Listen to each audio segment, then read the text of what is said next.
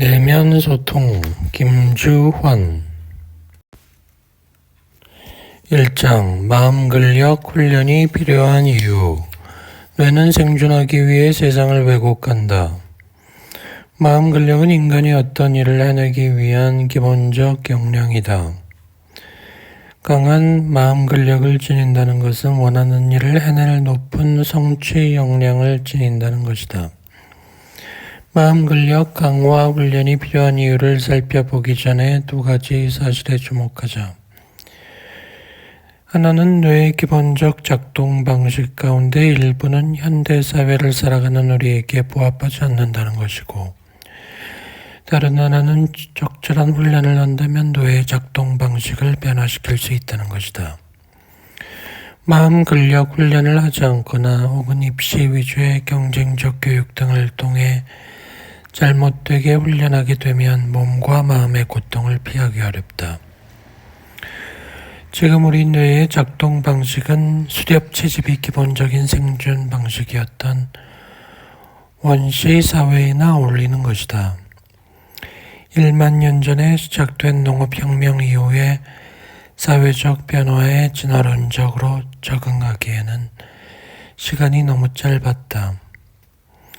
현대사회를 살아가는 인간의 생존 방식은 변화했는데 뇌의 방식은 구석기 시대를 살고 있는 것이다.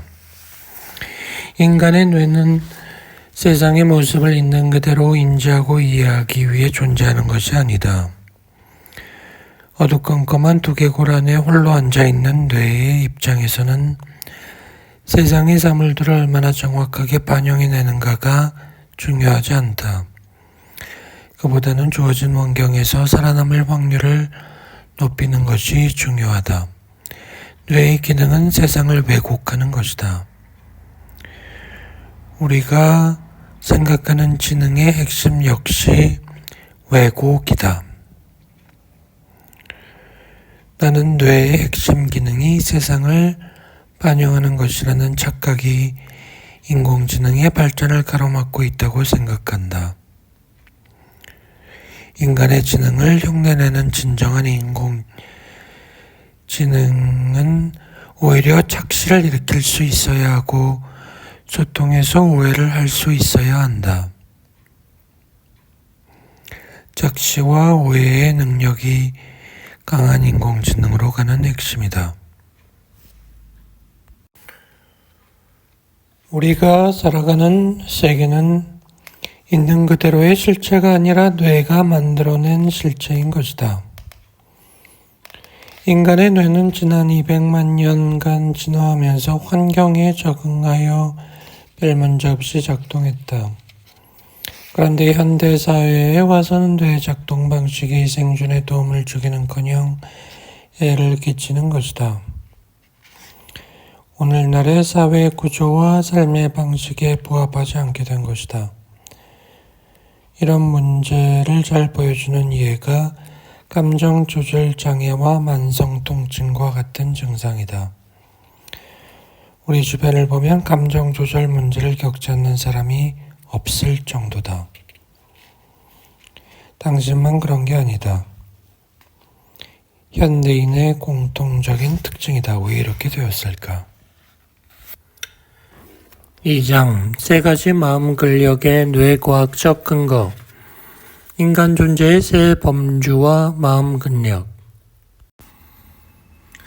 우리가 살아가면서 마주하는 문제는 세 가지 범주이다. 첫째, 나 자신과의 문제. 둘째는 타인들과의 문제. 셋째는 사물 일과의 문제이다. 세 가지 범주는 1인칭, 2인칭, 3인칭이다. 철학자 찰스 샌더스 퍼스 역시 나를 1차적인 것, firstness, 너를 2차적인 것, secondness, 그것을 3차적인 것, thirdness로 구분했다. 1차적인 나는 추상적 세계로 신학의 영역이다. 2차적인 너는 정신의 세계를 나타내며 심리학과 신경학의 대상이다. 3차적인 그것은 감각적인 물질의 세계를 가리키며 우주론의 궁극적 대상이다. 건강하게 행복하게 살려면 세 범주의 존재를 잘 다룰 수 있어야 한다. 마음 근력을 잘 지닌다는 것은 세 범주와 좋은 관계를 맺는 것이다. 세 범주는 서로 다른 방식으로 존재하므로 이를 다루는 마음 근육도 각기 다르다. 먼저 나를 잘 조절하고 다스리는 능력은 자기조절력이다. 너를 비롯한 주변 사람과 좋은 관계를 만난 능력은 대인관계 능력이다. 그것과 잘 관계를 맺는 것은 자기 동기력이다. 세 가지 마음 근력은 세 가지 범주를 대상으로 하지만 결국 모두 나가 하는 소통이다. 모두 나에 관한 것이므로 세 가지 범주 중 기본이 되는 것은 자기조절력이다. 마음 근력이 약한 자는 자기와의 소통을 부정적으로 하기 쉽다. 자기에 대해 부정적인 사람은 주변 사람이나 스스로 하는 일에 대해서도 부정적 관점을 갖게 된다. 이렇게 되면 내면이 분노와 증오로 가득하게 되어 불행해진다. 인간의 기본적 마음 근력이 세 가지로 이루어져 있다는 이론적 근거는 아이데거에게도 나온다. 인간은 세상에 던져진 존재다. 자기의 의지와 계획에 따라 세상에 등장한 사람은 없다. 피투적 존재가 현 존재이고 인간이다. 그것이 세계 내적 존재이다. 세계는 다른 사람과 사물로 이루어진다. 세계 내적 존재라고 해서 현 존재가 세계 안에 존재한다는 것으로 해석해서는 안 된다. 물이 물컵 안에 혹은 옷이 옷장 안에 있는 것처럼 세계 안에 존재한다는 의미가 아니다. 세계 내적이라 함은 세계의 다른 존재들과 소통한다는 것이다. 나와 계속 커뮤니케이션하는 존재들이 곧 나의 세계다. 내가 관심을 기울이며 들여다보는 것이 나의 세계다. 내가 인식하지 못하는 것은 나의 세계가 아니다. 세상과 소통하며 소통을 통해 내가 몸담고 살아가는 세계를 구성하고 생산한다. 세상은 나의 소통의 결과인 것이다. 아이데거가 현 존재의 기본적 속성이라고 한 세계 내적 존재는 소통하는 존재라는 뜻이다. 아이데거에 따르면 인간은 관심을 갖고 돌보는 존재이다. 다른 사람을 돌보고 보살피는 것은 배려이고 이는 대인관계력에 관련이 있다. 사물을 돌보는 것은 관심이며 이는 자기 동기력과 관련이 있다. 아이데거는 어떤 대상을 이해하는 데는 다양한 형태의 통찰력이 요구된다고 본다. 자기 자신을 성찰의 세계 내적 존재로서 자기 자신을 이해하는 통찰력을 꿰뚫어 봄이라고 한다. 주변 사람들을 이해하는 통찰력을 되돌아봄이라고 한다. 주변 사물에 대한 이해의 통찰력은 둘러봄이라고 한다. 꿰뚫어보는 통찰력이 자기 조절의 핵심이고 주변 사람을 되돌아보는 통찰력은 대인관계력의 핵심이고 주변 사물을 둘러보는 통찰력은 자기 동기력의 핵심이다. 사르트르도 존재의 기본 방식을 세 가지로 구분한다. 사물 존재와 인간 존재를 구분한다. 의식이 없는 사물은 그 자체로 그저 존재하는 즉자 존재이고 이는 인간의 의식과는 독립적으로 존재한다. 의식을 지닌 인간은 대자적 존재이다. 사르트르는 인간의 의식은 항상 어떤 대상을 지닌다고 본다. 즉 의식은 항상 어떤 대상을 향한다. 사르트르 또한 제3의 존재 양식을 이야기하는데 그것이 대타적 존재이다. 대타 존재는 타인과의 관계에서만 존재하는 것으로 타인의 시선을 전제로 한다. 즉 어떤 사람과의 관계에서만 드러나는 존재가 대타 존재이다. 사르트르의 개념을 빌려 마음 근력 세 가지를 설명하자면 대자 존재와의 관계에 대한 것이 자기 조절력이고 대타 존재와의 관계에 대한 것이 대인관계력이며 즉자 존재와의 관계에 대한 것이 자기동기력이다. 세 가지 범주와의 소통 능력이 마음 근력이다. 자기조절력, 나 자신과의 소통 능력. 자기조절력은 스스로 목표를 설정하고 목표를 위하여 집념과 끈기를 발휘하는 능력이다. 내가 나를 조절하고 통제한다는 뜻의 자기조절이라는 말은 논리적 모순이자 형용 모순처럼 들린다. 자기 조절력을 발휘한다는 것은 순간순간 조절하려는 나와 조절의 대상이 되는 나를 구분해내는 능력을 발휘한다는 뜻이다. 자기 조절력을 발휘하려면 현재 나의 상태를 인지하는 능력과 그러한 나의 현재 상태와 도달하고 싶으나 아직 구현되지 않은 나의 미래 상태를 구별하는 능력이 필요하다. 자기 조절을 하는 나는 주관적 자아이며 조절의 대상이 되는 나는 객관적 자아이다. 객관적 자아의 다른 이름은 셀프다. 내가 나에 대해서 생각한다고 할 때 여기서 생각하고 있는 주체가 있고 그 주체가 생각하는 대상이 있다.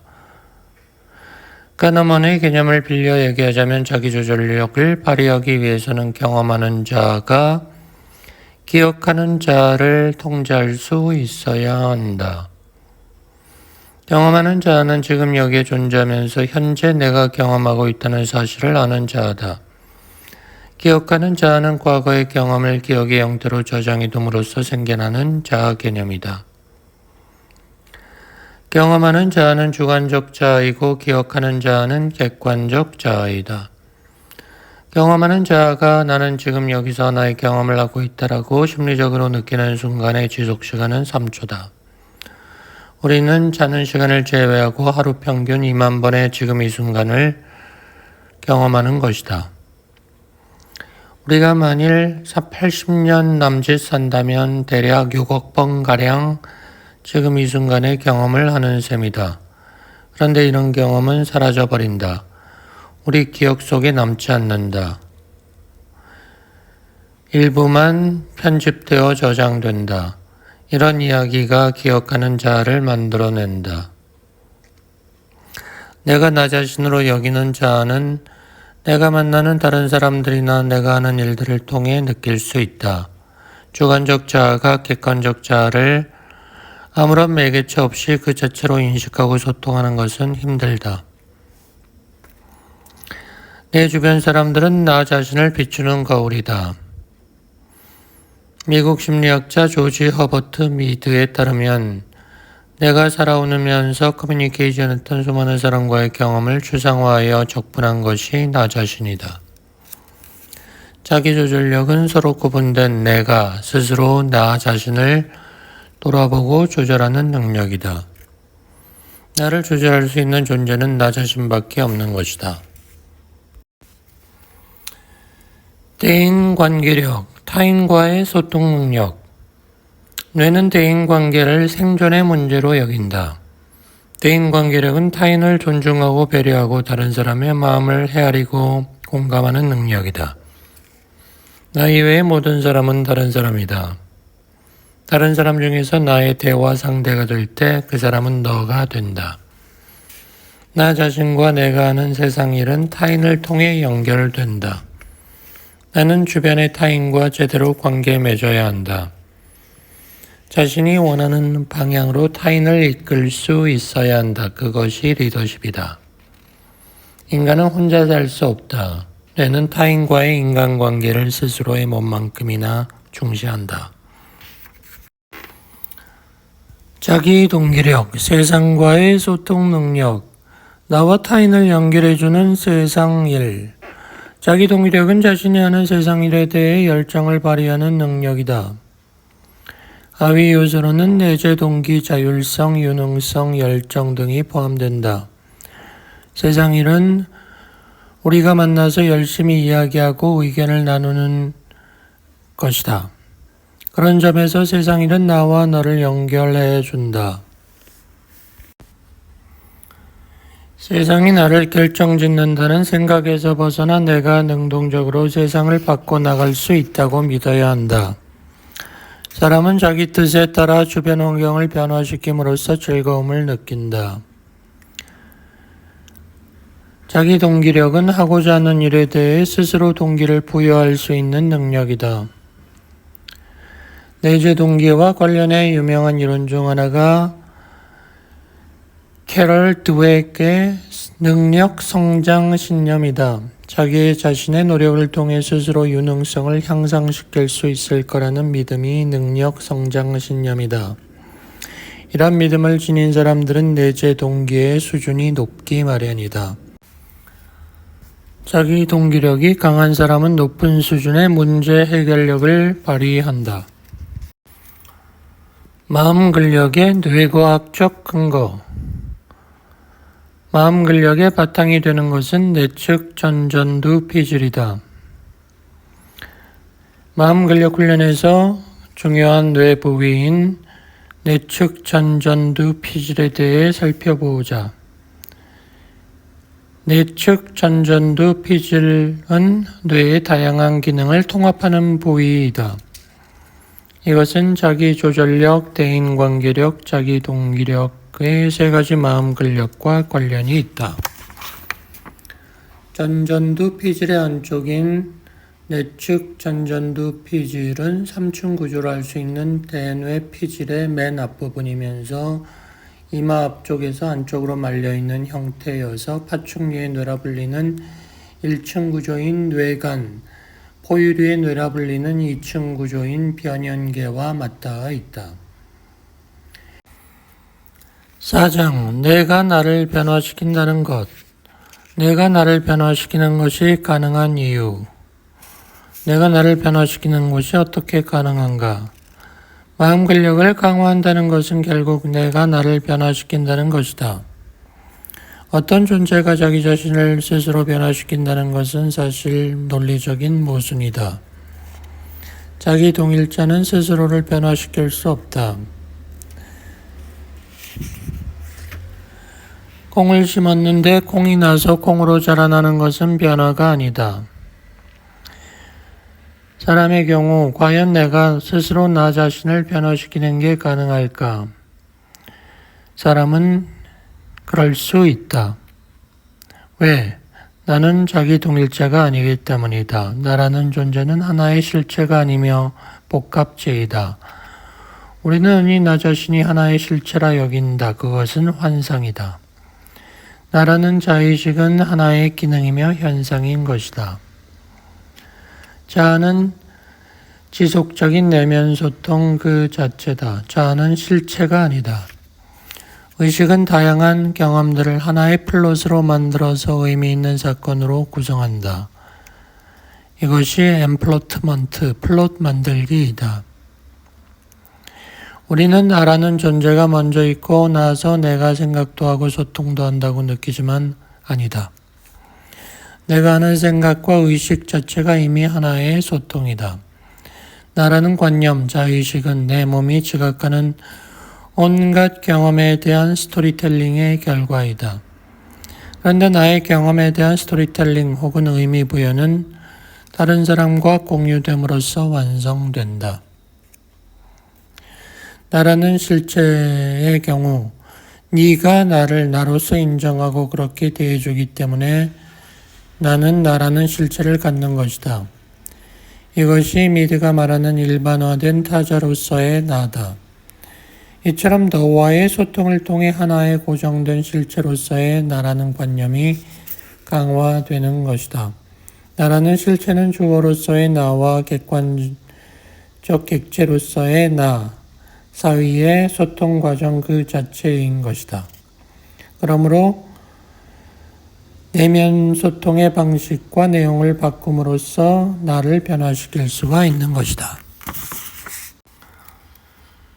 배경자와 내면 소통, 경험자와 배경자.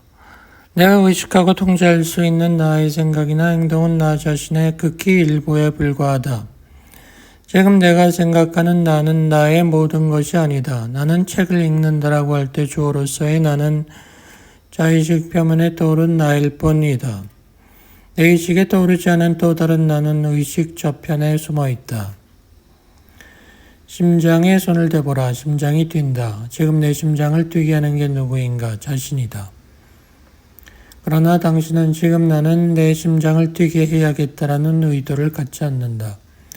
당신이 스스로 나의 심장을 뛰게 해야겠다고 의식하지 않아도 당신은 당신의 심장을 뛰게 하고 있다. 그런데도 당신은 심장 박동에 대해 내가 관여하고 있다는 생각이나 느낌을 가질 수 없다.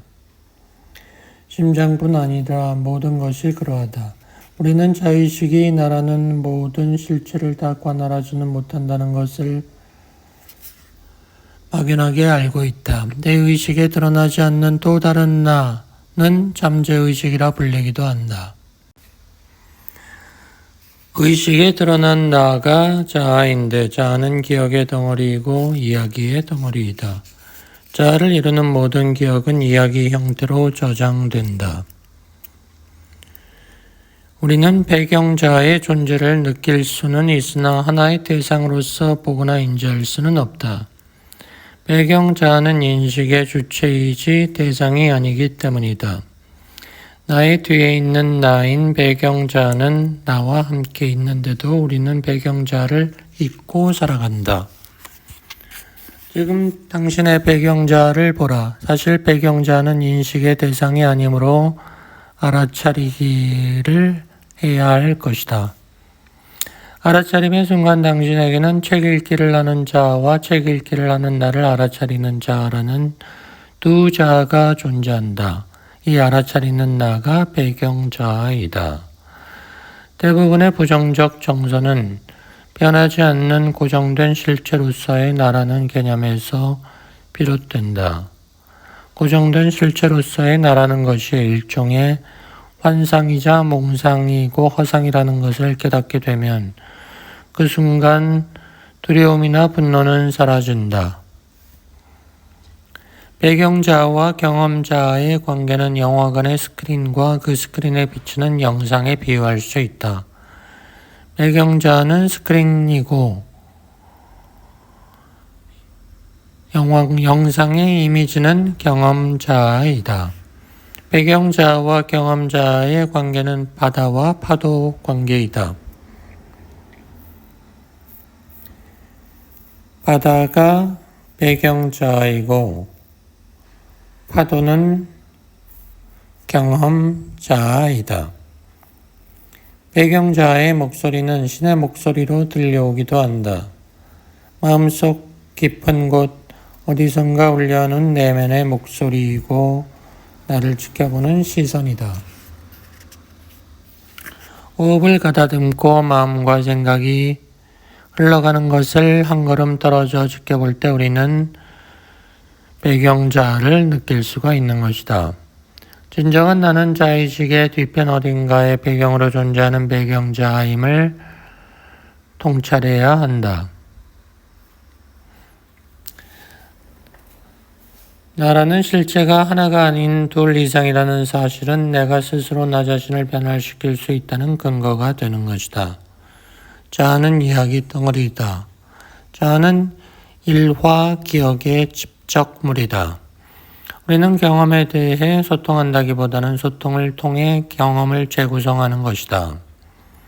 내가 나 자신을 변화시킨다는 것은 자동화된 이야기 방식을 바꾼다는 말이다. 내가 나에 대하여 나에게 진정으로 하는 이야기는 적어도 나에게는 절대적인 힘을 지닌다. 만약 내가 진심으로 나는 솔직한 사람이다 라고 자기에게 말한다면 나는 결코 거짓말을 하는 위선자가 될 수 없는 것이다. 반대로 너는 그거밖에 안 된다고 말한다면 그 정도밖에 못하는 것이다. 이처럼 내가 나에게 진심으로 선언하는 것에는 절대적인 힘이 있다. 내가 나에게 진심으로 이러한 이야기를 하는 것은 쉬운 일이 아니다. 내가 나와 소통하며 건네는 이야기의 힘은 다양한 개념적 틀에 의해 입증되었다. 대표적인 것이 자기 가치 확인이다. 이는 자기의 핵심 가치에 대해 진심으로 생각하는 것과 믿는 것에 대해 이야기하거나 글로 쓰는 것에 관한 효과이다. 자기 가치 확인 연구에서는 보통 다양한 영역과 관련해서 자신의 핵심 가치에 대한 짧은 글을 쓰게 한다.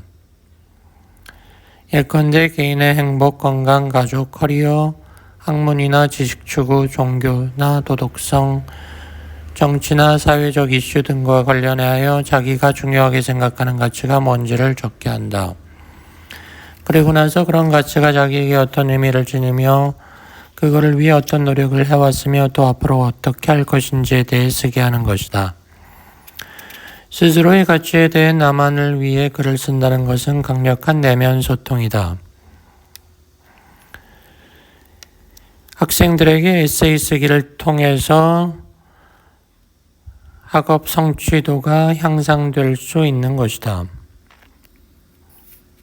이처럼 셀프 토크의 일종이라 할 수 있는 자기 가치 확인은 효과적인 마음 근력 훈련의 하나이다. 회복 탄력성이 증가한다는 연구 결과도 있다. 내가 변화시킬 수 있는 유일한 사람은 나 자신뿐이다. 타인을 변화시키기 전에 내가 나를 변화시켜야 한다. 나는 나에게 끊임없이 이야기하는 존재이다. 나의 의식은 끊임없이 소통하는 존재인 것이다. 지속적인 내면 소통으로서의 의식, 양원의식의 붕괴와 의식의 탄생. 의식의 본질에 관해 탐구하는 안토니오 다마지오, 마이클 가자니가, 라마 찬드란, 데이비드 이글먼 등의 현대 뇌과학자들은 모두 의식의 본질이 스토리텔링에 있다고 본다. 특히 다마지오는 마음과 의식, 마인드와 컨셔스네스를 구분한다. 마음은 좀 더 기본적인 것이고 거기에 부가적으로 부여된 기능이 의식이다. 즉 마음이 하는 여러 가지 일을 지켜보고 알아차리는 것이 의식이다. 마음은 의식 없이도 작동할 수 있으나 마음이 하는 일을 지켜보는 유일한 통로는 의식뿐이다. 나는 의식을 통해서만 나 자신의 마음작용을 엿볼 수 있다. 의식이 마음작용을 지켜본다는 것은 곧 마음작용에 대해 스토리텔링을 한다는 뜻이다. 알아차리고 지켜보는 것은 그것에 의미를 부여해 하나의 이야기로 만들어낸다는 것이다. 내가 뭔가를 생각하는 것, 경험하는 것 자체가 모두 스토리텔링이다. 1976년 의식의 기원이라는 책을 통해 줄리언 제인스는 인간의 의식이 원래 좌뇌와 우뇌 사이의 내면 소통을 통해 발전했다는 주장을 펼친다. 고대인에게는 현재 우리가 지닌 것과 같은 의식이 없었다. 좌뇌와 우뇌에 기반을 두는 양원적인 마음, bicameral mind만 있었을 뿐이다. 그것이 무너져 내리면서 현대인의 이성적이고 논리적이며 순차적 의식이 발생했다는 것이다. 제인스에 따르면 인간에게 의식이 생겨난 것은 언어의 사용에서 비롯된다는 것이다. 우리의 의식이 언어를 사용한다기보다는 언어의 사용이 인간의 자의식을 생산했다는 것이다. 문자의 발명은 인류의 사고방식의 변화를 가져온 것이다. 사람이 글을 읽고 쓰게 되면서 인류는 차츰 순차적이고 단선적인 사유구조를 지니게 되었다. 5장. 뇌는 어떻게 작동하는가? 뇌는 감각 자료에 대해 추론하여 감각 정보를 생산한다. 눈, 귀, 피부 등 다양한 감각기관이 우리 뇌에 전달하는 감각 정보는 매우 이질적이다. 뇌는 전혀 다른 특성을 지닌 다양한 감각 정보들을 통합해 지각, 필린, percept를 생성하고 이를 바탕으로 앞에 펼쳐진 사건과 사물들을 구성하며 더 나아가 내가 지금 몸담은 환경이라는 하나의 스토리텔링을 만들어낸다. 다양한 정보로부터 하나의 의미를 만들어낸다는 것은 순간 발생하는 개별적 감각 정보들을 통합하고 거기에 해석을 붙여 이야기로 만들어가는 과정이다. 이러한 이야기 하나하나가 기억의 단위가 된다. 우리가 하는 경험은 감각 자료에 의식의 스토리텔링이 더 쉬워진 것이다. 우리는 기존의 습관 때문에 일상의 경험을 제공하는 대상과 사건들을 있는 그대로 바라보는 것이 어렵다. 그래서 간접적 방법을 동원하는데 그것이 바로 배경자를 알아차리는 것이다. 경험자가 스토리텔링에 의해서 주어지는 경험들을 느끼고 체험하는 자라고 한다면 배경자는 그러한 경험자의 스토리텔링을 들어주고 바라보고 알아차리는 본질적인 자아이다. 우리는 경험자의 의식이 평소에 하는 기능에 대한 깨달음을 얻을 수 있다. 자동으로 이루어지는 의식의 스토리텔링 과정을 객관적으로 볼 수 있게 되면 그러한 스토리텔링에 휘둘리지 않게 되는 것이다. 의식의 스토리텔링을 위해서는 의미 부여가 필요하고 의미 부여를 위해서는 적극적인 추론이 필요하다. 시각이든 청각이든 특정 감각 자료로부터 어떠한 지각 편린을 얻어내는 과정에는 적극적인 추론의 과정이 요구된다. 감각 자료는 우리가 지각하는 대상을 저절로 표상하지 않는다. 감각 자료로 주어지는 것은 빛에 의한 시각세포의 활성화, 소리에 의한 청각세포의 활성화 등일 뿐이다. 그러한 감각 자료는 항상 우리 몸을 통해 유발된다. 우리 의식은 유입되는 다양한 감각 자료를 기존의 내적 모델을 바탕으로 추론해낸다. 우리의 뇌가 지각하는 모든 정보는 감각 자료라는 원료를 바탕으로 의식이 생산하는 것이다. 6장 내재적 질서와 내면 소통. 기계론적 세계관을 벗어나야 내면 소통이 보인다. 내면 소통은 개인 간의 대화나 매스 커뮤니케이션 같은 외적 소통의 반대 개념이 아니다. 이를 포괄하면서 동시에 그것의 기반이 되는 것이다. 내면적이라 함은 의식의 본질적 모습을 가리키는 것이며 우주의 기본 작동 원리와 직결되는 개념이기도 하다. 내면 소통이 우주의 작동 원리와 직결된다는 주장은 소통의 중요성을 지나치게 강조하려는 한 커뮤니케이션 학자의 과대망상적 발언처럼 들릴지 모르겠지만 물리학자 데이비드 봄의 기본 개념들을 들여다보면 이것이 과장이 아님을 알게 될 것이다. 내면 소통에 있어서 내면은 여러 가지 뜻이 함축된 단어지만 가장 핵심적인 것은 데이비드 봄의 핵심 개념인 내재적 질서와 내향적 펼쳐짐이다. implicate order와 unfolding이다. 펼쳐짐이란 널찍이 퍼지다라는 뜻이다.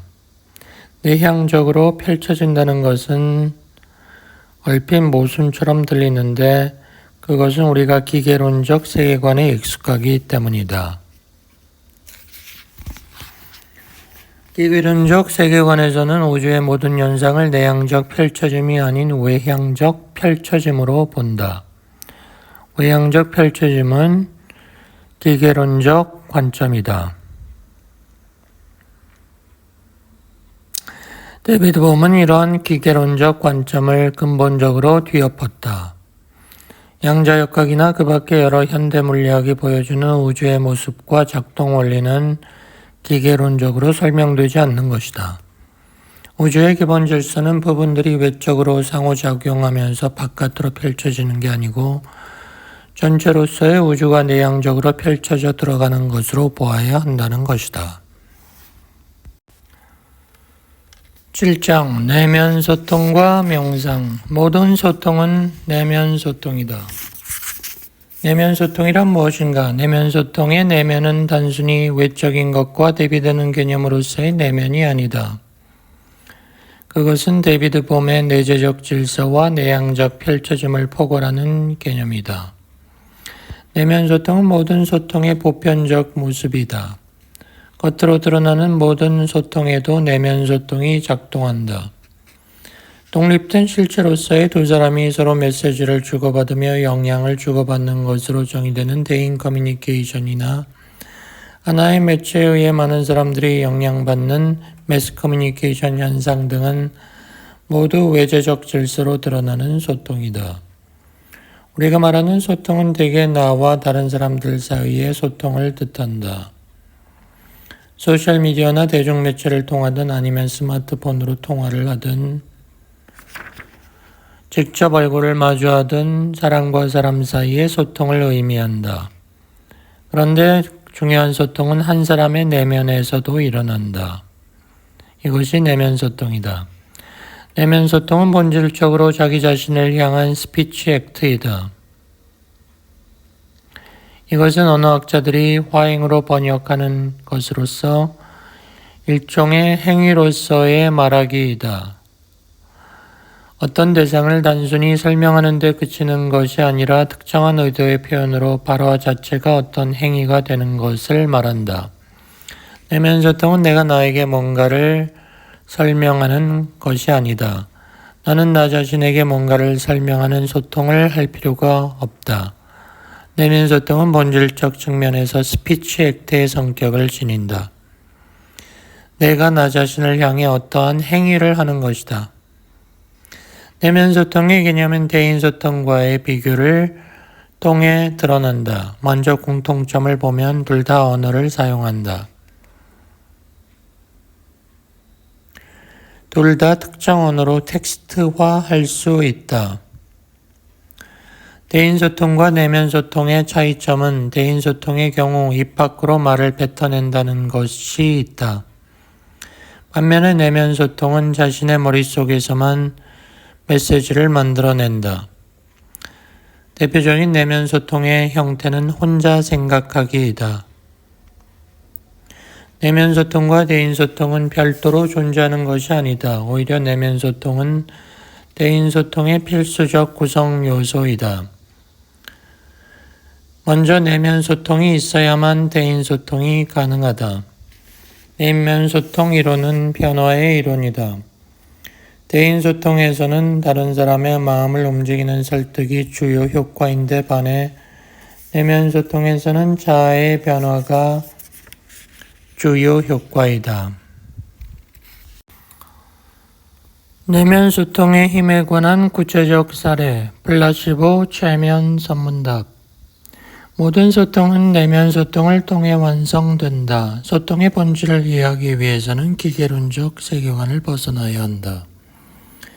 객관적이고 고정된 실체로서의 메시지가 투입되는 것이 아니고 바이러스가 퍼지듯 생성 질서로서의 메시지가 펼쳐지는 것이다. 마음 근력 훈련은 자신이 원하는 자아를 형성해 가기 위해 그에 맞는 내면 소통을 반복적으로 하는 것이다. 이때의 의도적인 내면 소통은 내적 셀프 토크이다. 일생에서 자기 자신에 대해 스스로 어떻게 생각하는지에 따라, 즉 내가 스스로 자기에게 반복해서 하는 이야기가 어떤 내용인가에 따라 나 자신을 실제로 변화시킬 수 있는 것이다. 나라는 존재 자체가 일종의 스토리텔링이므로 내가 나에게 하는 내면 소통을 바꾸면 자신이 변화하게 되는 것이다. 나의 내면 소통이 내가 나에게 하는 말이나 생각이 나 자신에게 강력한 효과를 미치는 현상은 플라시보 효과로 알려져 있다. 플라시보 효과가 발견된 곳은 전쟁터다.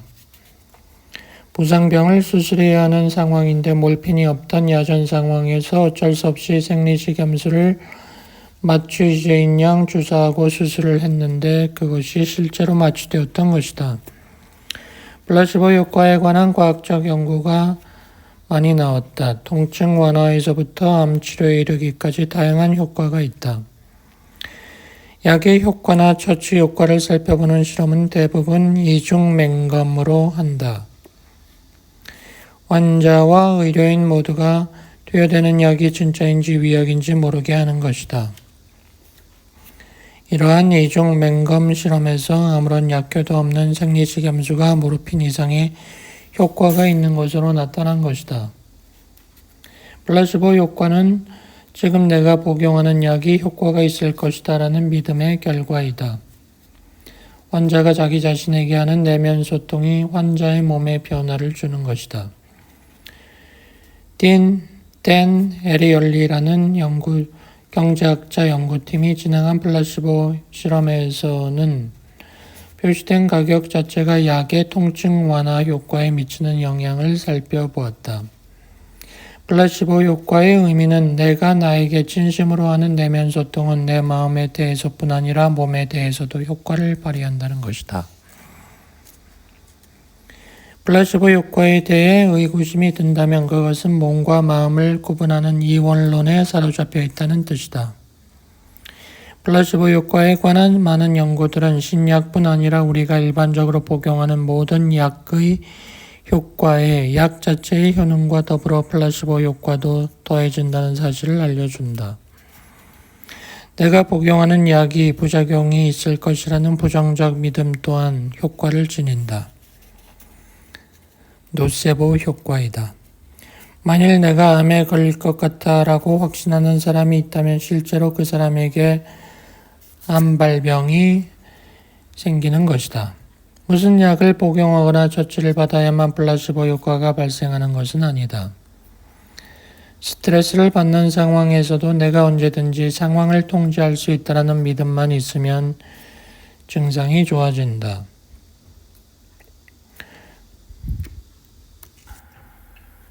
8장 편도체 안정화를 위한 내면소통 명상. 두려움과 분노는 본질적으로 같다. 편도체 안정화를 위해 구체적으로 어떤 노력을 해야 하는가? 마음 근력을 강화하기 위한 선결 조건은 부정적 정서에서 벗어나는 것이다. 편도체 활성화란 부정적 정서에 기반이 되는 몸의 여러 현상을 표현한 것이다. 9장 고유감각 훈련과 움직임 명상. 고유감각 훈련이란 무엇인가? 의식의 두 가지 기본 작용에는 의도와 주의가 있다. 인텐션과 어텐션이 있다. 우리가 살펴본 내부 감각 훈련이 주의에 집중함으로써 편도체를 안정시키고자 하는 것이다. 편도체 안정화를 위한 또 다른 방법은 의도에 집중하는 것이다. 의식이 지닌 의도는, 인텐션은 대부분 움직임과 관련이 있다. 내부 감각 훈련이 주의를 중심으로 의도가 가미된 훈련이라면 고유 감각 훈련은 의도를 중심으로 주의가 가미된 훈련이라 할 수 있다. 내부 감각 훈련은 호흡에 집중해야지 하는 식의 의도로 시작하지만 주로 감각에 대한 주의와 알아차림에 집중하게 된다. 그러나 고유 감각 훈련은 움직임에 대한 의도가 더 전면에 드러나며 몸에 전해지는 고유 감각을 느끼면서 움직임을 조절해 나간다. 감정 조절력을 회복하거나 만성 통증에서 벗어나기 위해서는 신경계의 능동적 추론 시스템의 변화를 가져와야 한다. 이는 움직임을 통해서만 가능하다. 움직임이 신경계에 주는 여러 가지 감각 정보를 뇌가 새로운 방식으로 해석할 수 있도록 하는 것이 고유 감각 훈련이다. 움직임의 중요성을 이해하기 위해서는 몸의 움직임이 뇌의 작용이나 의식과 관련해 어떤 의미를 지니는지 봐야 한다. 의식은 자유에너지 원칙, 즉 내적 모델을 기반으로 하는 능동적 추론의 오류를 최소화하는 기능을 담당하기 위해 생겨났다. 움직임을 위해서는 우선 움직임을 발생시키려는 의도가 있어야 하고 그러한 의도를 실행하기 위해서는 몸의 여러 부위가 조화를 이루며 작동해야 한다. 효율적 움직임을 위해서는 환경에 대한 모니터링도 중요한데 이를 위해서는 다양한 감각 정보를 모아서 종합적으로 분석해 의미를 추출해야 한다.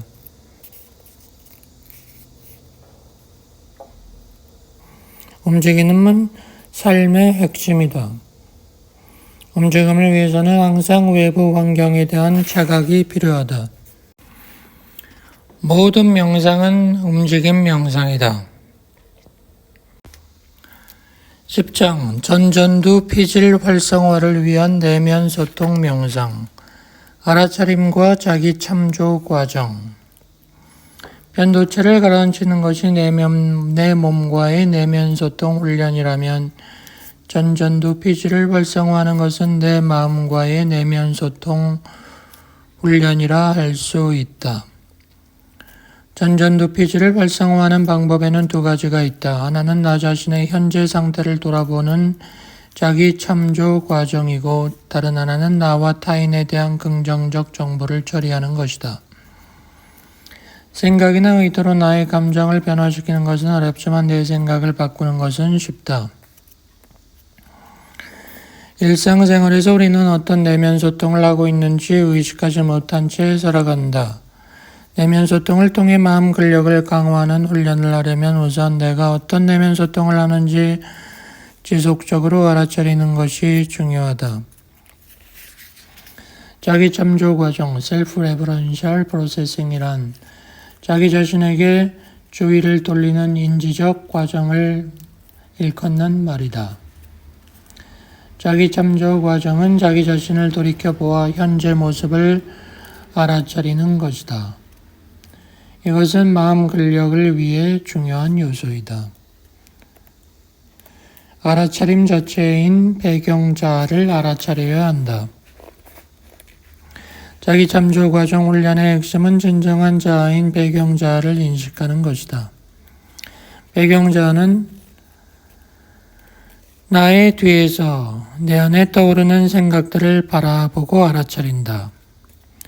내면 소통은 내재적 질서로서의 내면에 떠오르는 온갖 생각을 한 걸음 떨어져서 바라봄으로써 시작된다.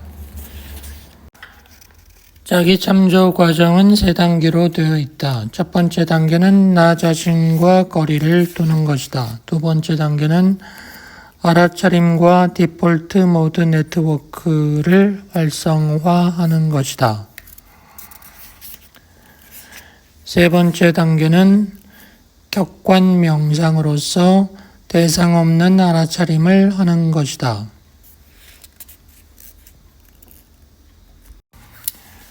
대상이 있는 명상을 사구나 명상이라고 한다. 대상이 없는 명상을 니르구나 명상이라고 한다. 점차 사라지는 대상에 집중하는 첫 번째 방법의 대표적인 사례가 종소리 격관 명상이고 두 대상 사이의 빈틈에 집중하는 두 번째 방법의 대표적 사례가 들숨과 날숨 사이에 집중하는 호흡 격관 명상이다. 격관이란 간격을 바라본다는 뜻이다. 사물과 사물 사이의 공간이나 사건과 사건 사이의 간격을 바라보는 것이 격관이다. 원래 있던 사물의 텅 빈 자리를 바라보는 것도 격관이다. 종소리 격관 명상을 보면 대상 없는 인식의 경험 상태로 이끄는 효과적인 방법임을 알 수 있다. 종소리가 울리는 순간 나의 의식은 종소리라는 하나의 대상으로 향한다. 종소리는 사라져간다. 소리가 작아질수록 그 소리를 들으려는 나의 집중력은 커지게 된다. 종소리는 작아진다. 종소리가 아직 남아있는지 아닌지 미묘한 순간에 이르게 된다. 소리라는 하나의 사건이 고요함의 자리를 양보하는 순간이다. 그때 나의 사티는 극대화된다. 이제 나는 고요함을 듣게 된다. 침묵을 듣는 상태이다. 대상이 없는 인식이다. 일상생활에서 우리가 들을 수 있는 것은 소리뿐이다. 침묵은 들을 수 없다. 소리와 고요함의 관계는 사물과 공간의 관계와 같다. 어떤 사물도 공간을 파괴할 수 없다. 모든 사물은 사라진다. 그러나 사물들이 점유하는 공간은 영원하다. 고요함은 모든 소리가 존재하기 위한 배경이다. 배경자는 생각이나 느낌이나 감정이 존재하기 위한 전제 배경이다. 내가 하는 경험은 일종의 소음이나 사물과 같은 것이다. 그것들이 존재하는 배경에는 공이 있는 것이다. 소리 대 고요함은 사물과 공간의 관계이고 경험자와 배경자의 관계인 것이다. 고요함은 하나이다. 너의 침묵과 나의 침묵은 구분되지 않는다. 너의 소리와 나의 소리는 다르지만 너의 고요함과 나의 고요함은 같은 것이다. 배경자는 우리의 경험과 감정과 기억과 스토리텔링에 의해 일시적으로 가려지는 것뿐이다. 호흡 격권 명상을 보면 들숨이 날숨으로 바뀌고 날숨이 들숨으로 바뀌는 그 순간을 비집고 들어가서 그 찰나의 순간에 집중하는 것이다. 11장 마음 근력 향상을 위한 다양한 전통 명상. 명상 수행이란 무엇인가? 다양한 전통 명상 중에서 종교적 신비주의나 엄숙주의는 걷어내고 현대 뇌과학의 관점에서 볼 때 편안 전활에 효과적으로 도움을 줄 수 있는 명상 기법들을 선정하여 재구성한 것이 내면 소통 명상이다. 특히 마음 근력을 강화하는 효과가 있으면서 쉽게 할 수 있는 요소들을 추려내 보았다. 내면 소통 명상은 어떤 특정한 기법이나 지식을 습득하기 위한 훈련이 아닌 것이다. 신비로운 깨달음을 얻으려는 시도도 아니다. 무언가 얻으려는 것은 행위 모드이다. 내면 소통 명상은 행위보다는 존재 모드에 머무는 것이다. 우리 일상은 소음으로 가득 차 있다. 가장 시끄러운 게 나의 마음이다. 경험자인 마음은 온갖 느낌과 감정과 생각과 이야기를 만들어낸다. 그래서 시끄러운 것이다. 소음을 넘어 참나를 발견하려면 마음을 고요하게 해야 한다. 우리 의식에서 솟아오르는 멘털 코멘터리, 생각, 감정, 스토리텔링은 소음이다. 나의 삶은 항상 지금 여기에서 펼쳐진다. 과거나 미래는 경험자가 만들어내는 이야기의 구조일 뿐이다.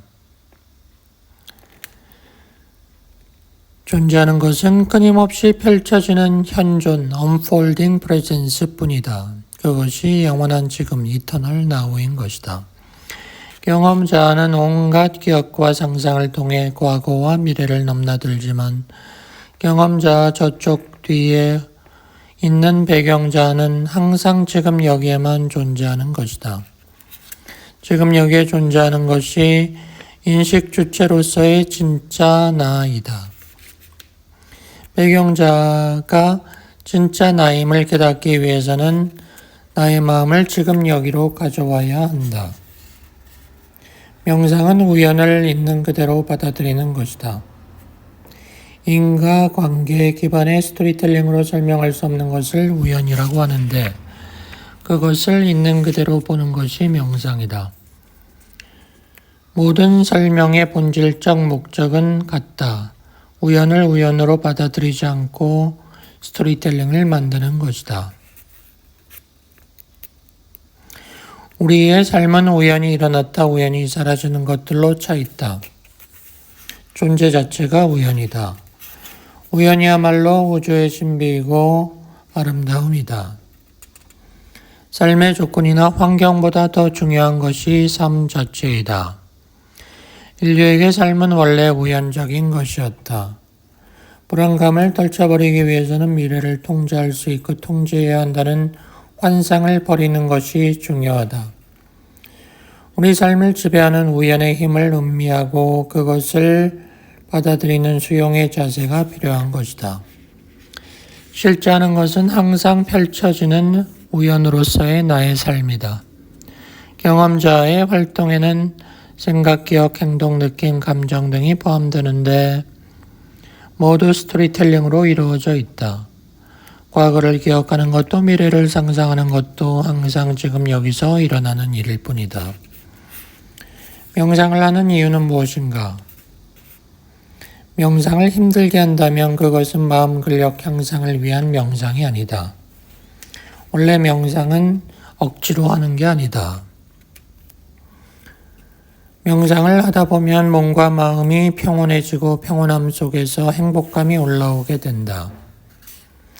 명상을 더 하다 보면 아무 것에도 얽매이지 않는 자유로움이 온몸으로 퍼져나간다. 완벽한 행복감을 내가 얻고자 노력하고 있었다면 행복감은 보상에 불과했을 것이다. 나는 명상을 시작하기 전에도 하는 동안에도 아무것도 바라지 않았고 무언가를 얻고자 하는 마음도 없었고 나는 그저 호흡을 바라봤을 뿐이다. 그런데 문득 이렇게 행복감이 몰려오는 것이다.